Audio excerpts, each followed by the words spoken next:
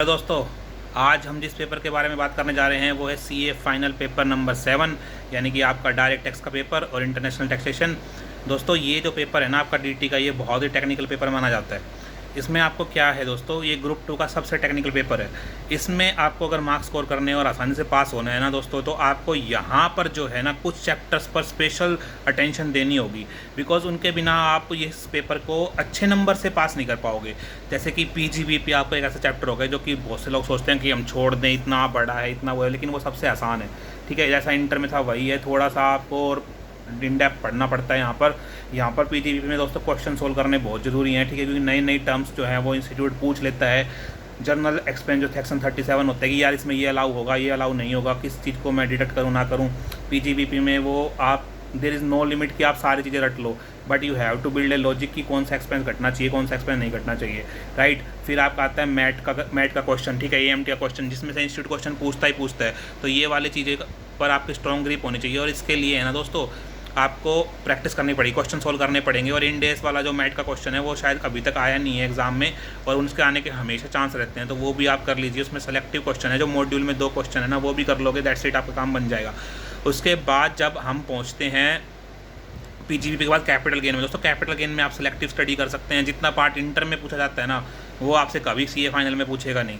Right, सो आपको उस base पर ध्यान रख के यहाँ पर कॉर्पोरेट के सवाल आते हैं, इंडिविजुअल के सवाल कम आते हैं सीए फाइनल पर, और जो सीए इंटर होता है उसमें इंडिविजुअल के सवाल ज़्यादा आते हैं। तो यहाँ पर जो सवाल आते हैं, मेरे क्वेश्चन आते हैं, वो कॉर्पोरेट के ज़्यादा आते हैं, यानी कि ए लिमिटेड, बी लिमिटेड, ऐसे करके। सो आपको यहाँ पर जो है ना कैपिटल गेन में जो आपका अभी 45(4) वो नया सेक्शन इंट्रोड्यूस हुआ था, ठीक है, 9B वाला, उसको ध्यान से देख के करना है। ठीक है, सो जितने भी वो सेक्शन है जिसमें हम कम डीमर्जर वाले, ठीक है, एक्विजिशन वाले, ठीक है, पार्टनरशिप फर्म वाले, ठीक है, इनका सक्सेशन वाले, इनको ध्यान से करो। ठीक है, इनकी जब सेल होती है, स्लम सेल वाला, ठीक है, इन जब कोई का जब सारे एसेट, सारा बिजनेस बिक रहा हो, ठीक है, तब कैसे एंट्री होंगी, इन पर ध्यान लगाओ। कोई आपसे पूछने वाला नहीं है, ठीक है, कि इंडेक्सेशन करके कैपिटल गेन निकाल दे, वो तो बहुत ही आसान है। अगर किसी क्वेश्चन में आ भी गया है तो सिर्फ आपको उसमें क्या करना है, सिर्फ मल्टीप्लाई और डिवाइड करने का गेम होता है बस, और कुछ भी नहीं है। देखो दोस्तों, उसके बाद यहाँ पर पीजीबीपी और कैपिटल गेन के बाद जो सबसे मेरा इंपॉर्टेंट चैप्टर आता है ना, वो इस में आता है इंटरनेशनल टैक्सेशन में। आपका हम सीधा पहुँच जाइए आप इंटरनेशनल टैक्सेशन में, एक एनआरआई वाला चैप्टर, जिसमें आपका एनआर टैक्सेशन में दोस्तों क्या होता है, वो चैप्टर मेन, और वो ही थोड़ा ट्रिकी चैप्टर मेरे को लगता है कि पूरे टैक्स में अगर सबसे ज़्यादा ट्रिकी चैप्टर है तो वही है। किसी को आसान लग सकता है, जैसे मैंने बोला कि मेरे को पीजीबीपी आसान लगा, किसी को हो सकता है पीजीबीपी टफ लगता हो। सो एनआर टैक्सेशन को दोस्तों ध्यान से कीजिए। राइट, उसमें से आपका क्वेश्चन बनता ही बनता है 8 से 12 मार्क का, और आपको ढंग से करना है। और एक डबल टैक्स टेरिटरी वाला क्वेश्चन, वो बहुत ही इजी होते हैं वो चैप्टर, पर उसमें इंस्टीट्यूट क्या होता है, हर बार कोई नई चीज़ आपसे पूछ लेता है, तो हम क्या होता है उस क्वेश्चन को सही से अटैम्प्ट नहीं कर पाते। बहुत ही कम स्टूडेंट होते हैं जो उसमें फुल मार्क्स स्कोर करते हैं। 6 मार्क्स का क्वेश्चन आता है, फिर भी गलत हो जाता है, एग्जाम में गलत हो जाता है, और मॉड्यूल में हम जितने भी क्वेश्चन है वो सारे सही कर लेते हैं। तो उसको थोड़ा सा ध्यान से, उनमें जो कन्वर्जन रेट्स हैं, ठीक है, कि किस डेट का रेट लेना है, वो सब आप एक बार देख लेना, वहाँ से इस क्वेश्चन बनने का चांस होता है। ठीक है, और उसके बाद जो आपका आता है ट्रांसफ़र प्राइसिंग। दोस्तों ट्रांसफ़र प्राइसिंग में से जो मेथड्स हैं, 5 मेथड्स, उनमें से आप उस पर स्ट्रॉन्ग ग्रिप बनाए रखिए। प्राइमरी सेकेंडरी एडजस्टमेंट पर स्ट्रॉन्ग ग्रिप बनाए रखिए, सेक्शन 94B पर स्ट्रॉन्ग ग्रिप बनाए रखिए। इनमें से ही कहीं ना कहीं से क्वेश्चन आपका बन सकता है। ठीक है, सो इंटरनेशनल टैक्सेशन जो मेरा 30 मार्क्स का है, 25 to 30 मार्क्स का जहाँ कवर करता है ना दोस्तों, वहाँ मैं क्या कर सकता हूँ, वहाँ मैं 20 मार्क्स आराम से स्कोर कर सकता हूँ। आपको बस वहाँ पर 20 मार्क्स स्कोर करने हैं कैसे भी कर, तो वहाँ पर आपकी ग्रिप जो है थोड़ी सी स्ट्रॉन्ग होनी चाहिए। वहाँ पर आप प्रैक्टिस ज़्यादा करने का मतलब है वहाँ पर कम ही सिलेबस है।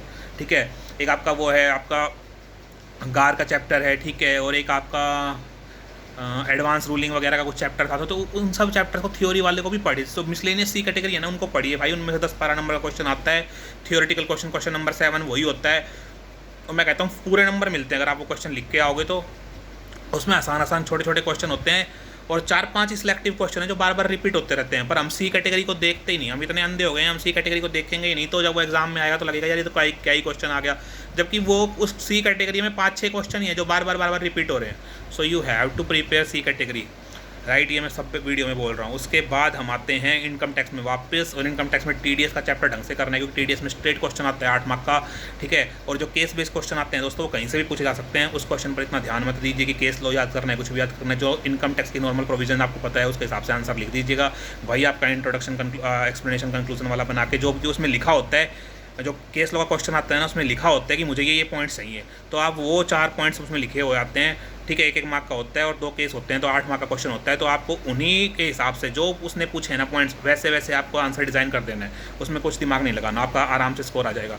उसके बाद जब हम पहुँचते हैं, अगर ये सब मैं इसको काउंट कर लूँ, तो उसके बाद जो आता है असेसमेंट का। दोस्तों असेसमेंट इज़ की। अगर आपको MCQ में पास करना है ना दोस्तों, असेसमेंट आपको अच्छे से पढ़ना पड़ेगा और याद करना पड़ेगा। पूरा असेसमेंट का चैप्टर ढंग से आपको पढ़ना पड़ेगा, बार बार पढ़ना पड़ेगा ताकि आपको वो याद हो जाए। असेसमेंट कर लिया, PGBP कैपिटल गेन, और अगर आपने इंटरनेशनल टैक्सेशन ढंग से कर लिया और TDS, तो आपका DT निकल गया। ठीक है, मैं गारंटी देता हूँ का DT निकल गया। कहीं से भी आपको MCQ प्रैक्टिस करने की नीड नहीं है, क्योंकि MCQ मोर ओवरली नए ड्राफ्ट होते हैं। मेरा हमेशा ये मानना है कॉन्सेप्ट पर ग्रिप बनाएंगे तो हम कोई भी MCQ सोल्व कर सकते हैं। मैंने MCQ प्रैक्टिस नहीं किए, वो मेरा अपनी स्ट्रेटजी थी। आप अपनी स्ट्रेटजी फॉलो कीजिए, अगर आप प्रैक्टिस कर रहे हैं तो करिए, लेकिन ये नहीं है कि यार मैं 1000 MCQ सोल्व करने बैठ गया बड़ी बड़ी मोटी मोटी बुक लेकिन। नहीं यार, कितना भी कर लो यार, आप सोचते हो कि सेम रिपीट हो जाएगा, बहुत ही रेयर चांस है।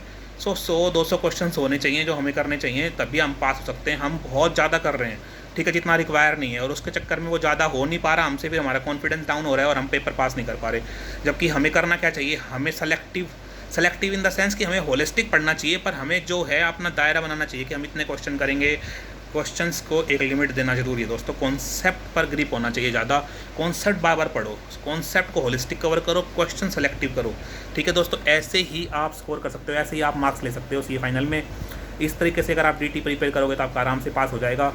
कोई सेक्शन याद करने की जरूरत नहीं है, सीधा लिख देना एग्जाम में। इनकम टैक्स प्रोविजन के हिसाब से आपको ऑलरेडी आपको 100% मार्क्स मिलेंगे कि as per the provision of income tax act this is the treatment, और फिर उसके हिसाब से अपना आंसर ड्राफ्ट कर देना।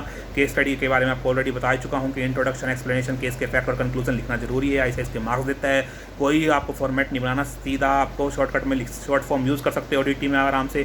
ठीक है, और आप आराम से उसमें सिर्फ न्यूमेरिकल फिगर लिखो, फिगर करेक्ट हो गया, आपको नंबर मिलेंगे। और सफरदर में PGBP में स्टेप मार्किंग होती है। जो PGBP का फर्स्ट क्वेश्चन आता है ना दोस्तों, वो स्टेप मार्किंग होती है, तो उसमें जरूरी नहीं आपका आंसर सही निकले, लेकिन फिर भी आपको मार्क्स मिलेंगे। मैंने अटैम्प्ट किया था, 14 मार्क्स का क्वेश्चन था, मेरे को 9 मार्क्स मिले थे। मेरा आंसर बिल्कुल भी सही नहीं था, फिर भी मुझे 9 मार्क्स मिले थे उसमें। इसीलिए मैं आपसे बोल रहा हूँ कि क्वेश्चन को आप, जो बड़े बड़े क्वेश्चन आते हैं ना 14 मार्क्स के, ठीक है, 8 मार्क्स के, इनमें क्या होता है, स्टेप मार्किंग होती है। DT में हमेशा स्टेप मार्किंग होगी, क्योंकि DT में प्रिसाइज आंसर निकालना बहुत ही रेयर चांस है कि प्रिसाइज आंसर किसी का निकल जाए। तो DT में हमेशा स्टेप मार्किंग होगी, आपको मार्क्स मिलेंगे ही मिलेंगे। आपको हर क्वेश्चन अटेम्प्ट करना है, पेपर पूरा होना चाहिए। अगर पेपर पूरा होता है और आपने जो मैंने चैप्टर बताए ये कर लिए, तो आपका निकल जाएगा आराम से पे एग्ज़ाम। सबसे पहले इंटरनेशनल टैक्सेशन कीजिए, फिर PGBP कीजिए, फिर कैपिटल गेन कीजिए, फिर TDS कीजिए, उसके बाद असेसमेंट कीजिए। दैट्स इट, आपका काम हो जाएगा। और मिसलेनियस चैप्टर्स पर थोड़ा करके रोज करते रहे। उनमें 4-5 क्वेश्चन है वो रिपीट होते जा रहे हैं, उनको देखते रहें। पेनल्टी वाला इतना आसान है, अब एक बार दिमाग में सेट कर लो ना यार, ये तो बार बार रिपीट ही हो रही है सेम चीज़ें, आपको पेनल्टी आराम से याद हो जाएंगी। ठीक है, एग्जाम डे से पहले पेनल्टी पढ़ना और असेसमेंट पढ़ लेना। एग्जाम में क्वेश्चन MCQ है, फटाफट चिपका देना उसको। ठीक है, उससे पहले याद, चाहे इतना रट्टा ना भी मारोगे तब भी काम चल जाएगा, क्योंकि सुबह पढ़ा है शाम तक भूल थोड़ा ना जाओगे। अगर ऐसा हो रहा है तो भैया CA फाइनल में फिर आपके साथ दिक्कत होगी। सो ये है पूरी स्ट्रेटेजी DT की। और कोई भी अगर डिटेल वीडियो चाहिए किसी के बारे में तो नीचे कमेंट कीजिए, मैं आपको ज़रूर प्रोवाइड करूँगा। और कॉन्टैक्ट आपको मैंने डिस्क्रिप्शन में प्रोवाइड करा ही हुआ है, वहाँ से आप मेरे को ईमेल कर सकते हैं। दोस्तों थैंक यू, बाय बाय। और आई होप कि आप अपने ज़ोरों शोरों से लगे हुए होंगे प्रिपरेशन के लिए, और आप इस बार पास होने वाले हैं, मैं आपको कह रहा हूँ। बाय दोस्तों।